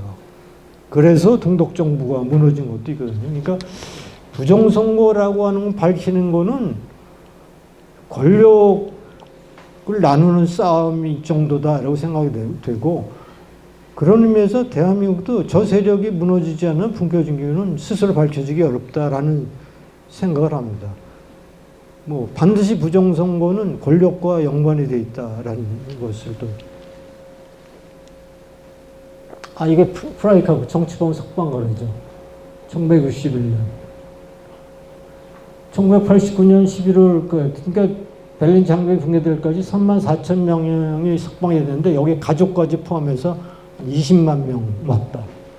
1인당 평균 한 5만 그 당시 5만 불. 그것이 이제 한 80억 마르크, 한 40억 달러를 들였다는 겁니다. 동서독 경협은 이렇게 하는 겁니다. 그러니까 1980년대 초반에 동독이 이제 차관 좀 달라고 그럽니다. 그러니까 그래 차관 그럼 거의 10억 불, 거의 19억 5천만 마르크니까 그 당시 환율로 한 10억 불 주고 그 대신 아까 1300km의 국경에 다 자동 발사총이 만들어졌어요. 그러니까 거기를 넘으면 그냥 자동 발사총이 나와서 다 죽이는 겁니다. 그거 7만 1000개 있는데 그거 제거해. 그걸로 없어진 겁니다. 이 교류협력은 이렇게 했다. 독일이 이런 이게 이제 또 잘츠부르크 그러니까 제가 이 잘츠부르크라고 하는 니더작센 국경지대 중간 그러니까 독일 중반부 중간지대의 그 니더작센주의 동독 국경에 조그만 도시가 있는데 잘츠기타라는 조그만 도시에 중앙범죄기록소를 세웠어요. 서독에서. 그건 뭐냐 하면 동독 공산당이 저지른 범죄를 기록하는 거예요. 그 기록하는 거니까 직원이 뭐 한 대명? 1년 예산이 한 1억 마르크 정도. 1억 마르크 정도. 우리나라 돈으로 따져서 그때 제가 계산해 보니까 1억 좀 넘는 돈으로 저 중앙정부 그 중앙 범죄 기록소를 운영하니까 동독에서 난리가 난 거예요. 저거 좀 우리가 교류협력을 하는데 저거 없애달라고. 그러니까 저거 세워진 것부터 그 베를린 장벽 세워지고부터 만들어졌는데 통일될 때까지 끊임없이 동독이 요구한 겁니다. 그러니까 소동은 한 번도 응하지 않았죠. 소동 한 번도 응하지 않고 이것이 비대칭 무기였다 할 정도로 그동안 동독이 굉장히 떨었던 이것이 다 중앙범죄기록소에 갖고 있던 동독인들의 범죄 사실을 여기다 이렇게 해놓은 것들. 아까 얘기했던 거죠. 그러니까 저는 이것이 이제 슈피겔이거든요. 독일 슈피겔지가 이게 2000년대 초반 같은데 이 슈피겔에서 커버 스토리로 다룬다. 그러면 이게 엄청난 사건이거든요. 커버 스토리로 슈피겔에서 다룬다 하는 거는 굉장한 중요한 이슈인데 저기에 커버 스토리니까 보통 한 10페이지 정도의 글이 실렸단 말이에요. 그것은 어떻게 이 동독이 소련이 이제 서유럽을 위협에 빠뜨리고 있느냐 이런 것들을 하는 건데 이제 이것이 아까 얘기했던 왼쪽이 소련의 중장거리 핵미사일이고 이것은 퍼싱2 이것이 이제 아까 얘기했던 헬무트 슈미트의 작품. 그러니까 이것이 결국은 소련이 저걸 그 SS-20를 이제 동독이나 동유럽에 배치를 하죠. 퍼싱도 서독에 들어갑니다. 그리고 이제 112기인가 들어가죠. 그리고 이제 통일 후에 이제 다 서로 미국으로 돌려보내고 이제 소련으로 돌려보내고. 잠깐 동농 1981년도에 이제 니콜라이 교회라는 데 이제 상징적인 교회죠. 평화기도회가 시작됐죠. 이건 정치범들의 그 동독의 교회는 그나마 조금 자율성이 있었어요. 왜냐하면 소독교회가 동독교회를 많이 지원했거든요. 그러니까 외화가 필요한 동독 정부는 그 외화가 필요했기 때문에 동독 정부, 동독에 있는 교회에다 어느 정도 자율권을 줬죠. 그렇지만 뭐 공산당의 통치 안에 들어가 있지만 비교적. 근데 이 니콜라이 교회에서 그 동독 내에 이제 정치범들에 대한 기도회 이런 것들을 열죠. 평화기도회라는 이름으로. 그리고 이제 그것이 시작되고 89년도에 이제 동베를린의 소독 대표부에 141명이 들어갑니다. 여러분 여기서 또 하나의 중요한 게 있는데요. 동소독 간 외교 관계를 수립하자고 하는 게 동독의 목표였어요. 왜냐하면 동독은 국가 관계, 국제법상 주권 국가로서 인정받기를 학수고대한 거예요. 몰락될 때까지. 근데 이것을 할슈타인 정책으로 아데나가 막아주고, 그리고 빌리 브란트 진보당 정부가 들어와도 동독은 너희들의 실체는 인정하지만 너희들은 국제법상 주권 국가로서는 인정할 수 없다라는 것이 소독 정부의 일관된. 그래서 이 동독 정부가 꾀를 낸 거죠. 이제 빌리 브란트가 딱 들어오니까 우리 외교 관계를 수립하자. 그 외교 관계 수립해. 그러니까 나는 너를 국가로서 한 게 아니라 외교 관계를 수립하니까 너는 동독의 실체를 인정한 것뿐이지. 그래서 소독은 동벨린에 소독 대표부를 둔 겁니다. 외교 대사관을 둔 게 아니고. 동독은 끊임없이 대사관을 두자고 했는데 소독은 대사관을 두지 않았어요.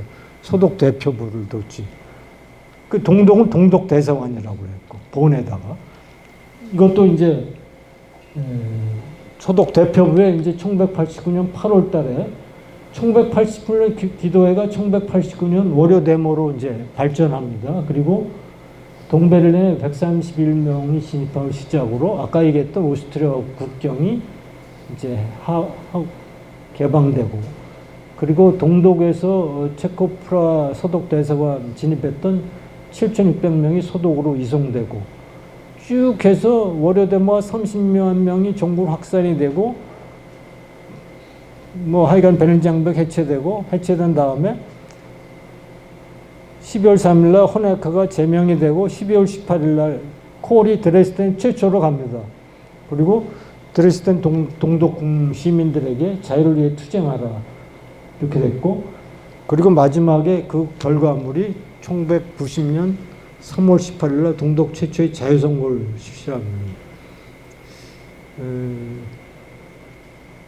자유선거 실시 전에 베를린 장벽이 붕괴되고 동독 드레스덴에 콜이 들어가서 동독과 그때는 이제 호네카가 물러나고 모드로프하고 총리와 협상을 하는데, 그 협상을 할 때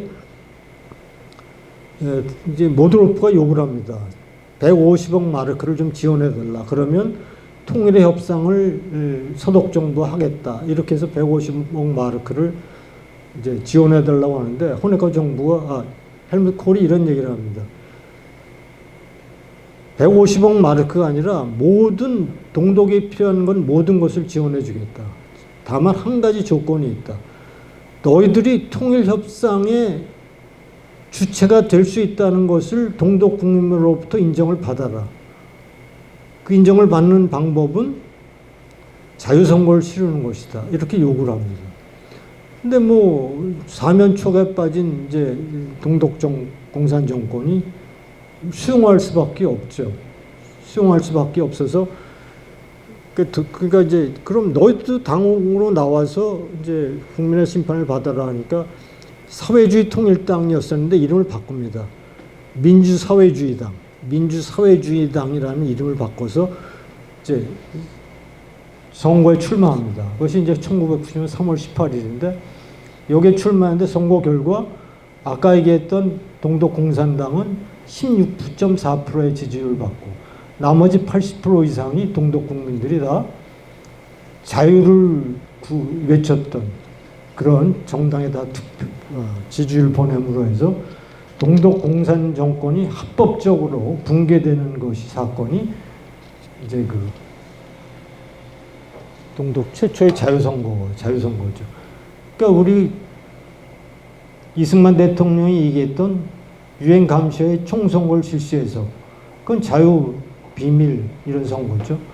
그래서 이제 통일을 주장했던 것은 바로 이러한 것을 염두에 둔 것과 동일하다. 이것이 이제 니콜라이 라이프치히 이 평화촛불기도회가 89년도에 월요 데모로 승화됐고 라이프치히에 모여든 이제 월요 데모.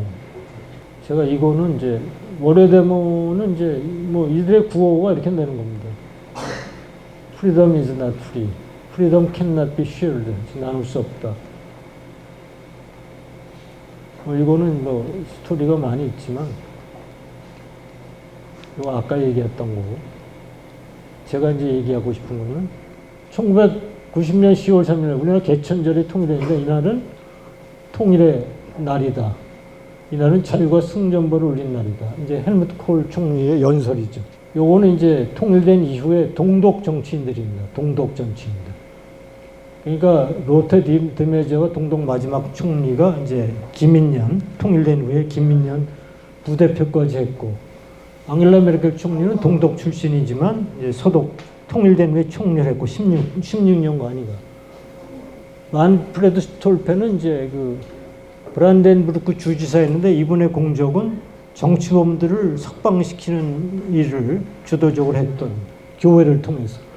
볼프강 티에르제는 이분은 이제 동독 그 시민운동가인데 통일된 후에 8년 동안 통일된 연방의회 우리 국회의장을 지낸 분이고 요하임 가고 대통령은 목사님인데 연방 통일된 후에 대통령을 했고 마리안네 비어틀레라고 하는 여성 시민운동가는 이제 굉장히 중요한 국가의 요직을 맡았다. 통일된 후에 동독의 주요 인사들을 그 시민운동가 출신입니다. 동독 지도부에 있던 사람은 완전히 배제하고 동독 개혁과 혁명을 주도했던 그런 사람들을 다 등용을 합니다. 그래서 요직을 맡기고 동서독 화합에 뭐 그렇게도 지금도 동독에는 서독에 대한 어떤 박탈감이라든가 있었는데 이러한 정책들도 우리가 한번 되새겨보면 알죠.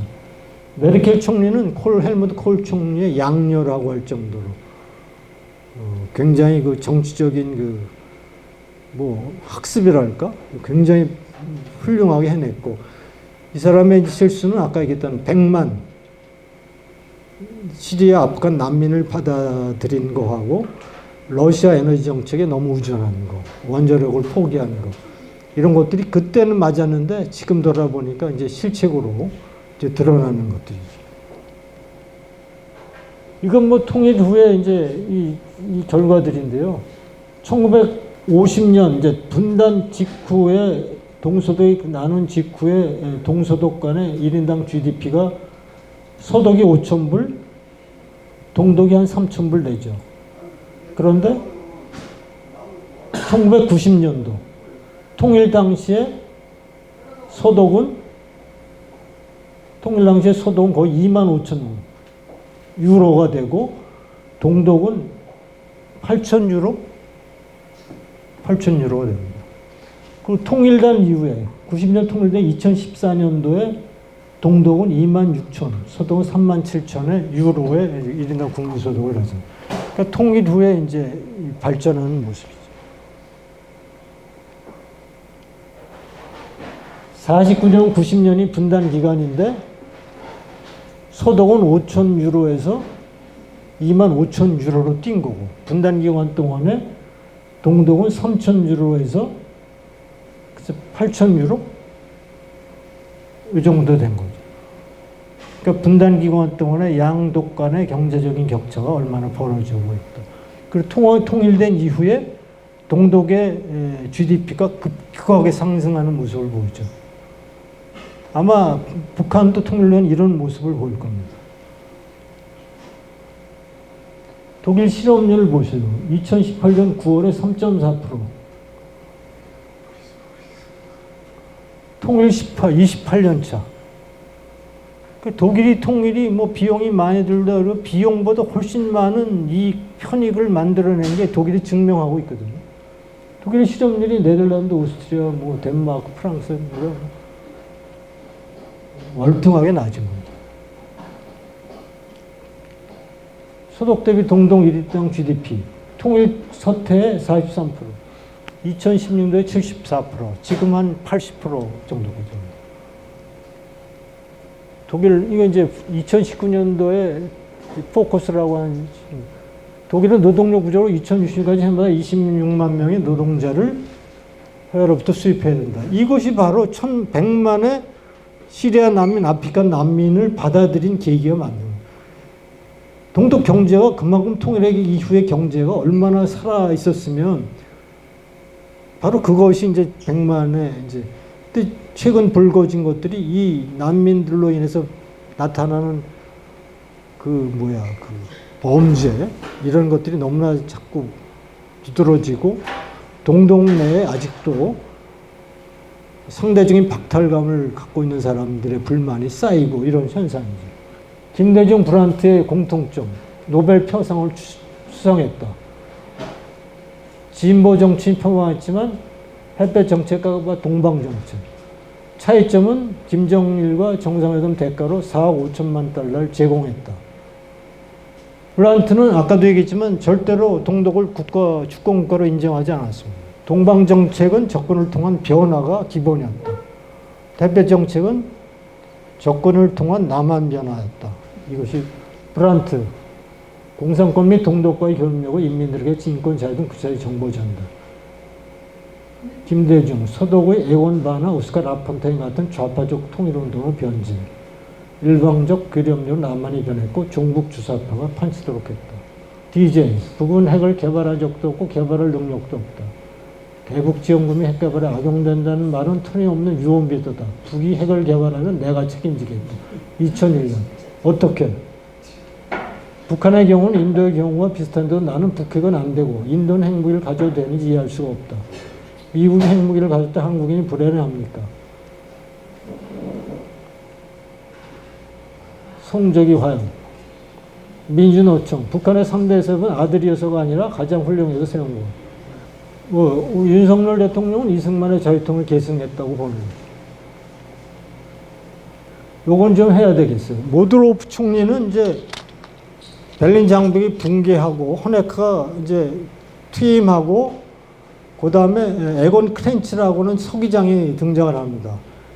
근데 서기장이 상황을 보니까 동독의 이 사태를 수습할 길은 한스 모드로프라고 하는 사람이 유일하다라고 생각을 했어요. 한스 모드로프라고 하는 사람은 이 사람이 드레스덴인가 거기에 국민의 지지가 아주 굉장히 높았어요. 개혁 공산주의자였거든요.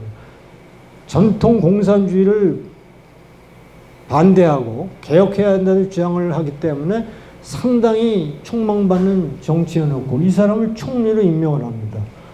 그래서 이 사람이 아까 얘기했던 헬무트 홀 총리가 드레스를 방문했을 때 동독을 살려라는 특명을 받고 헬무트 콜 총리가 정상회담을 통해서 아까 얘기했던 150억 달러를 우리가 지원해주면, 마르크를 지원해주면 통일협상부터 해서 단기적으로 이렇게 통일로 나아가자라는 주장을 했던 사람인데 헬무트 총리가 당신들은 통일에 정당성이 없다. 정당성을 받기 위해서 자유선거를 치러라 했던 게 바로 이 사람이죠.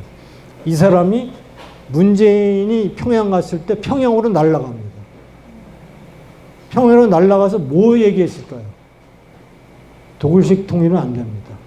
연방제 통일로 가시옵소라고 제안을 하고 충고를 했던 게 이 사람입니다. 이 사람 지금 사망했죠. 사망했는데 좌파당 고문으로 그 당시에 있었고 좌파당 고문이니까 실질적인 영향이 없던 사람이 그 당시에 2018년 거예요. 2018년에 평양을 방문하는 게 여러분 이게 한국의 조중동 같으면 이런 것을 대서특필해야 되지 않아요? 오마이뉴스가 하고 오마이뉴스가 이 정도로 나라가 유럽발 북한 뉴스 볼까요? 스위스 뉴스주린 신문 김정은 존중만을 그득하잖아 인간성 파괴 부상화 합법은 끝이 보이지 않는다. 벨루제 북한 대사관은 유럽 전체 외무에서 무역의 중심지였다. 캐피털이라고 하는 독일 잡지입니다. 연방정보국과 헌법소 등을 신경 쓰고 북한의 불법을 감시해왔다. 타겟, 이건 좀 얘기를 해야 돼요. 이 타겟 사이퉁이라는 신문은 독일의 가장 진보적인 성향의 매체입니다. 가장 진보적인 성향의 매체가 이렇게 얘기해요. 북한 압박에 한국 정부 정보개혁 금지.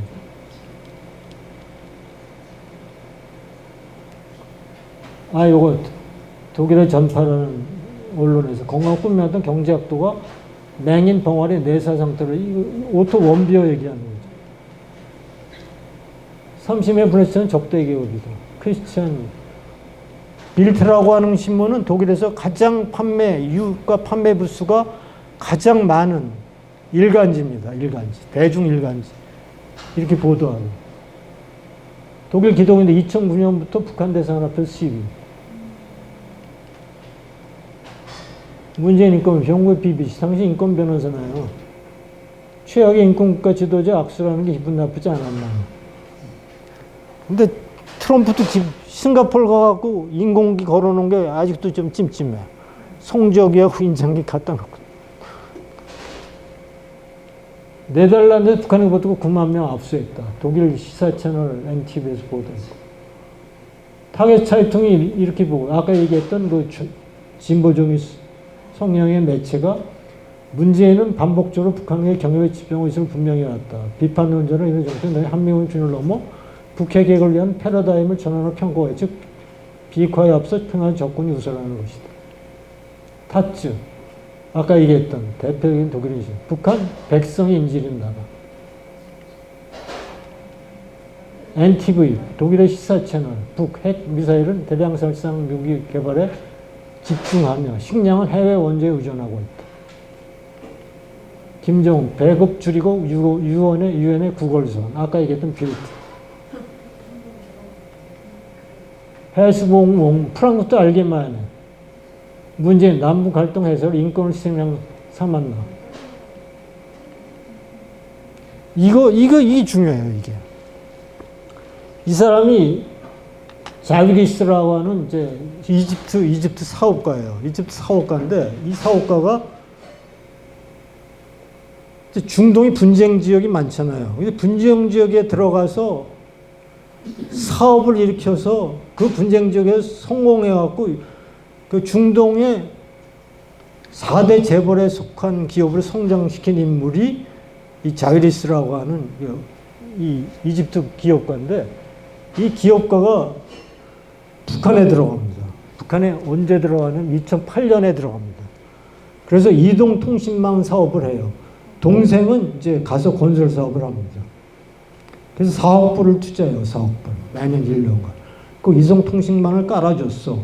그런데 돈 한 푼도 못 건지고 쫓겨나온 거야. 송금이 안 되니까. 그래갖고 이제 동생도 이제 거기서 쫓겨나다시피 나왔는데 놀랄만한 게 4억 불 아니에요, 4억 불. 문재인 임기 말기에 이집트 방문한 거 알아요, 여러분? 4억 플러스 2억 달러. 6억 달러를 줬더니. 여러분, 이 정도, 이게 프리덤 앤 라이프라는 한국의 매체가 있더라고요. 나는 이게 보도가 한델스블라트라고 하는 일간지예요. 경제 일간지. 독일에. 아주 유명한 경제 일간지에서 이 보도가 2018년도에 난 걸 보고 제가 깜짝 놀랐어요. 그러고 나서 궁금한 거야. 이게 한국에서는 왜 얘기도 안 돼? 이거 어떻게 해결이 됐지? 하고 있는데 한 1, 2년 전인가? 한국의 그 프리덤 앤 라이프라고 하는 매체가 있더라고요. 이게 얼마나 영향력 있는 매체가 있는지 모르겠는데 거기에 이게 딱 나오더라고요. 문재인이 이집트 갔을 때 4억 플러스 2억 알파를 주고 와서 이 문제를 해결했다는 거예요. 대한민국 레거시 언론들은 말이죠. 제가 그랬어요. 북한이 러시아에 파병했잖아요. 그러면 여러분 히긴스라고는 종군기지 알아요? 귀신 잡는 해병을 만들어낸 그 여군 종군기자. 한국 전에 참전했던 여군 종군기자. 북한이 러시아에 우크라이나 전쟁에 용병을 보냈으면 대한민국에 책임 있는 언론사는 종군기자 보내야 되는 거 아니에요? 종군기자 하나도 없어요, 대한민국은. 이런 거를 조중동에서 이런 걸 파헤쳐야죠, 이런 거를. 아니, 보세요. 유럽의 언론이 북한에 대한 시각이 얼마나 유럽발 언론이 제가 그래서 거의 하나씩 매일 하루에 한 차례씩 페이스북에 유럽발 북한 소식을 올려요, 제가. 아니, 유럽 언론을 봐야 북한을 이해한다니까? 대한민국 언론 봐갖고 몰라요. 이거는 리히텐슈타인 미북 정상회담 후에도 북한 인권 상황은 개선되지 않고 있다. 현재 정치적 시범이 수감되어 있다. 리히텐슈타인, 파타란트, 조국이라고 하는 매체에서 보도한 겁니다. 이것도 웃기잖아요. 이거 빌트라면 아까 그 신문인데 싱가포르에 벤츠 마이바크 풀만을 타고 나타났잖아요. 근데 빌트가 뭐라고 보도한 줄 알아요? 그거 어디서 났지? 남한 친구들이 빌려준 건데? 그 당시. 누가, 유찌리 신문. 남한, 북한은 친구, 일본은 남남. 친북 반일, 북한은 친구, 일본과는 공여치 전무. 역사적 꽃놀이배 반일 감정. 문제는 포퓰리즘. 북한의 행동, 아까 얘기했던 슈피겔지, 세계적인 슈피겔지가 2006년인가요? 2006년, 2004년, 2006년 두 번에 걸쳐서 슈피겔이 카바 스토리를 달았어요. 카바 스토리. 북한의 핵 개발을 하고 있다. 그러니까 2004년도에 정권이 어느 정권인가? 2004년은 이명박 정권인 것 같아요. 이러고 난리가 났어요, 유럽에. 한국은 들어봤어요? 김정은 핵정난. 제가 이거를 그때 이제 자유기업원인가? 거기에 국제 이슈 해설이라는 난이 있어요. 이걸 거기다 이 내용을 보도한 적이 있거든. 근데 신경을 안 써요. 이 정도로 심각하게 북한의 핵 개발을 하고 있다고 알려주고 있습니다. 지난번에 남북 정상회담 있잖아요. 김정은의 마스터 플랜. 독일의 제1공영방송 뉴스입니다. 이게 평창 올림픽 될 거예요. 평창 올림픽. 2020년 작년인데요. U20 월드컵 우승을 북한이 한 모양이에요. 그 빌트가 김정은의 쇼쇼쇼라고 거든. 선수들은 얼굴이 피비린내라는 마구. 2024년 11월 1일. 빌트 지금. 통역사 처형. 국제대표는 독일 공영방송, 독일의 공영방송 두 개거든요. 제1공영, 제2공영. 기차가 통역사를 처형했대요. 독일 헌법소청이 왜 대한민국 가만히 있는데 북한 IT 해커들을 겨냥해서 보도를 하죠, 경고. 클라이나 짜이통은 이건 오스트리아 신문인 것 같은데. 북한 K-팝 비디오 시청은 미성년자에게 12년 송. 독일이 대한민국 국경소에 동참했다. 이건 이제 유엔 사령부에 이걸 들어간 겁니다. 독일에서 보도를 하죠. 이건 스위스 방송. 국가가 코인 도적질해서 미사일 개발하고 있다. 제목부터가 그냥 단거 필요 없어요. 제목만 봐도 수해 책임자 처형. 북한이 수해놨는데 간부 30명. 본인은 안 죽어 절대. 누구 같아 우리나라에. 본인은 안 죽어. 이건 이제 독일의 포커스. 푸틴, 북한, 예멘, 아프리카 영도로 전쟁했어. 우리의 기운. 요건 좀 얘기를 해야 되겠어요. 이게 이제 슈피겔지의 보도인데요. 독일 통일 20주년에 특집포를 실었어요. 특집포를 실었는데 슈피겔이 그렇게 가장 권위 있는 슈피겔이 됐는데 내용이 뭐냐면요. 유럽의 국가들이 독일 통일을 반대한 이유가 경제적인 이유 때문에 그렇다는 거예요. 왜냐하면 동독이라는 나라는 다이아몬드 원석이라는 원석. 통일돼서 서독의 기술과 자본이 들어가면 다이아몬드 원석이 찬란한 다이아몬드로 활짝 빛날 것이다라는 게 20주년 기념한 슈피겔지의 보도예요. 특집호예요. 동독 경제는 서독의 손질을 받으면 찬란히 빛날 다이아몬드 원석과 같다. 이것이 유럽 국가들이 사실 프랑스, 영국을 비롯한 모든 유럽 국가들이 독일 통일을 반대했거든요. 이러고서도 콜이 통일을 이뤄낸 거. 여러분 이거는 정말 대단한 외교예요. 어떻게 통일 외교를 성사시켰는지 눈물 나는 일입니다. 서독의 장관들이 살았어요. 돌아가면서. 재무부 장관, 경제부 장관들이 러시아에 가서 고르바초프 옆에서 자문하느라고 살았어요. 왜? 러시아를 구워 살면요. 그래서 독일에서는 고르바초프가 최대 영웅이에요. 소련에서는 최고의 악마지만 독일은 고르바초프의 부인이 암에 걸렸는데 부인을 소독에서 데려서 그렇게 극진하게 치료해주고 물론 세상을 떴지만 고르바초프는 그 정도의 그 통일을 이루어냈다. 이제 토월 총리가 이렇게 얘기했죠. 1995년 통일도 2기 선거에서 만약 역사적으로 독일 같은 통일의 전례가 있었던 보면 그런 많은 세금을 범하지 않았을 것입니다.